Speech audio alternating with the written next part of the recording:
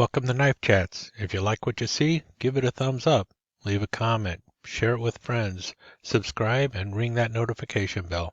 Thank you. If you've been watching my channel for a long time, you may have seen a video on this knife before. This is the Mercury 9136DC. I did a video on this about 6 years ago. I have since taken it down because the video just didn't do it justice, so I decided I wanted that video down, but I liked the knife a lot, so I thought I would put shoot a new video on it, and that's what I'm doing now. Now, obviously, if you notice it, it looks very much like a Swiss Army knife because it is a Swiss style of knife. It's using that asymmetrical backspring that Swiss Army knives use, which allow 3 implements to operate off of a single spring. So this is, like it said, 6DC. See, 6DC, and that's because it's using 6 different tools. And as you see here, you've got a corkscrew and a punch on the back, so it is very much like your Victorinox Spartan. However, as you can tell, it's a little bit bigger than your Spartan. The Spartan comes in at 91 millimeters. The Mercury 913 comes in at about 98 and 99 millimeters, somewhere around there. And obviously the reason I bought it is because of the handles on there. It's got some beautiful deer antler handles. That's what Mercury referred to it as, is deer antler. Here in the States we would refer to it as Stag, and it looks very much like it is elk stag going on here. You notice there is a little crack there where it is pinned, but the crack, it's nothing significant, and it's not uncommon to see occasional cracks. Well polished around the edges, nicely smooth, nicely rounded, and also size-wise it's about the same. So they did a really good job with it, and if you notice, it's fairly evenly matched also on both sides. Notice you got 4 exposed brass pins, the ones for the pivots and everything here. This is the pin that holds the asymmetrical back springs in place, and the pin here is actually for the punch blade and the corkscrew. And if you notice, the corkscrew does have that little ridge running through it. It's a 4-turn corkscrew, and yes, it does go beyond the 90 degree, which is what it should do, but it snaps back into place. So really nice there. Has aluminum scales or A-lock scales similar to what you find on a Swiss Army knife also. Now the punch definitely looks different than what you see on your Victorinox knives. If you notice, it does thin out here. It's kind of more reminiscent of the kind of punch you see on a Wenger than you see on the Victorinox knives. But it does have the sewing eye there, so you can actually pass a line or sinew or something through there for stitching up leather and stuff. And it will actually punch through leather. Well, at least it'll punch through a rabbit fur. I've actually punched it through rabbit furs, which is close enough to a leather. So light leather it'll work pretty well on. It's got a decent point there, so. And that's the 2 back tools. Obviously, with it being elk antler, there's no tools in the handles, so there's no toothpick or tweezers. Okay, let's talk about the other blades. So here we go. Looking at the top, you'll see there's 4 implements. We'll start at the front and work our way to the back. Got your typical cap lifter screwdriver, which you find on just about any kind of camp or scout knife. I believe Mercury actually referred to this as a range knife.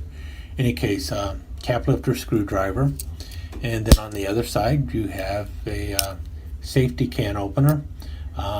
Your basic claw type. It's not like these the one you find on The Victorinox knives. Let's see here. Which are at the other end. So different style of can opener, the older style. A lot of people prefer this one because a lot of people find it easier to open cans with this one. If you notice, it's not a really strong pull on it, but it does stay where it needs to be, and it's got a decent enough snap. Same with the can opener. There's no wobble or anything on any of this. It's a really well made knife. Everything is nice and tight. Should have mentioned this already too, but that's right in the middle. You have your little key ring, so that's what you have instead of a clevis or bail, is a key ring. And then the main blade is a substantial Spearmaster blade. If you notice here, it comes in right at about 2 7/8 of an inch with a cutting edge that is just slightly over 2.5 inches. If we compare that to what you see on a Swiss Army knife, you got just over 2.5 inches with a 2 1/4 inch cutting edge. And you see it right there, the differences in the blades. Definitely a longer blade, a little bigger blade. So, but then you're also carrying a knife that is heavier too and larger because it's 99 millimeters versus 91 millimeters, 8 millimeters different. See there, Mercury, Inox, Italy. The knife is made in Italy, and it's stainless steel. I believe the steel is some form of 420 stainless steel. And I know a lot of people now go, oh, why in the world are you got a knife with 420 steel in it? Yeah, you're going to have to sharpen it a lot, but we're talking about a pocket knife, a secondary pocket knife. This isn't the main chores, and you're really going to be doing little tasks with this, and it's good enough. For years, 420 was perfect for camp knives. Suddenly, everything has to be a super steel. Last tool you have on here is a fork. Very flat, very straight fork. 3 tines.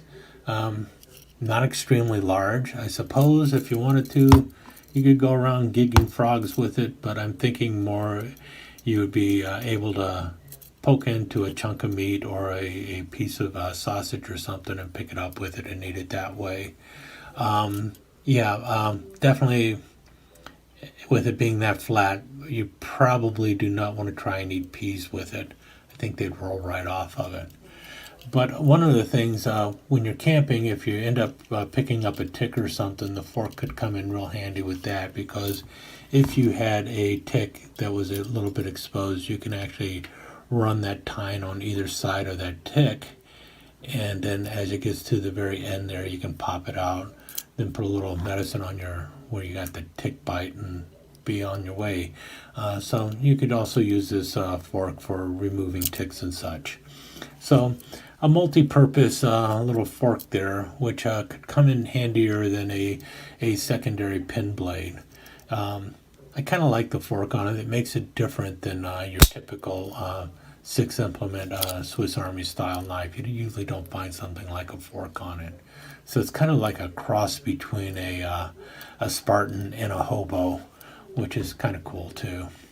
But really, I bought it because of the deer antler handles, or if we would call it in the United States, Stag.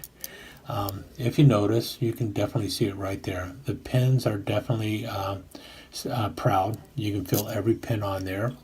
But you know what? When you're holding the knife, it really doesn't bother you. Actually, it gives you a place to index your grip. Like, if you got it there, you know exactly where your hand is. Same up here.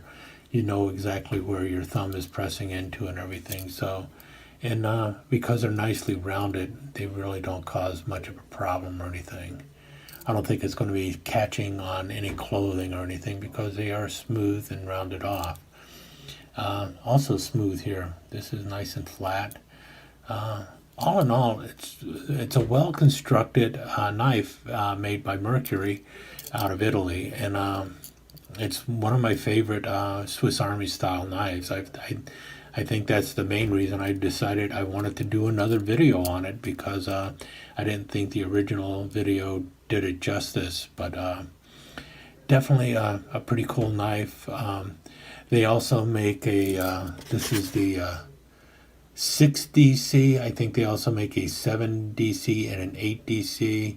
I know the 8DC has a saw and scissors added to it, so it is like a Victorinox Huntsman. The 7DC, I'm not sure if it has a saw or if it has the scissors, one of the two. So it'd be either like the climber or the camper.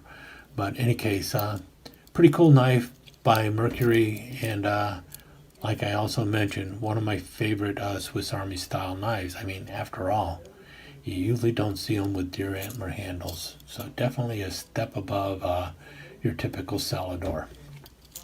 Stick around for the slideshow.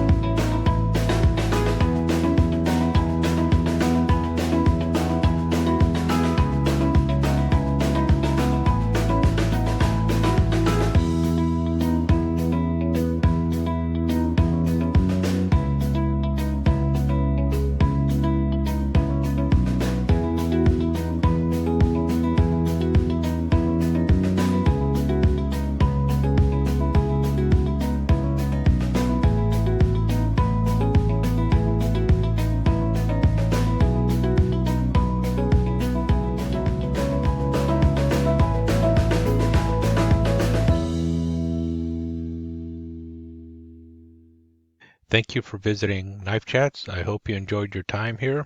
If you did, please give us a thumbs up and consider subscribing to the channel and ringing that notification bell so that you will be notified when the next episode of Knife Chats is up online. Thanks again. See you soon.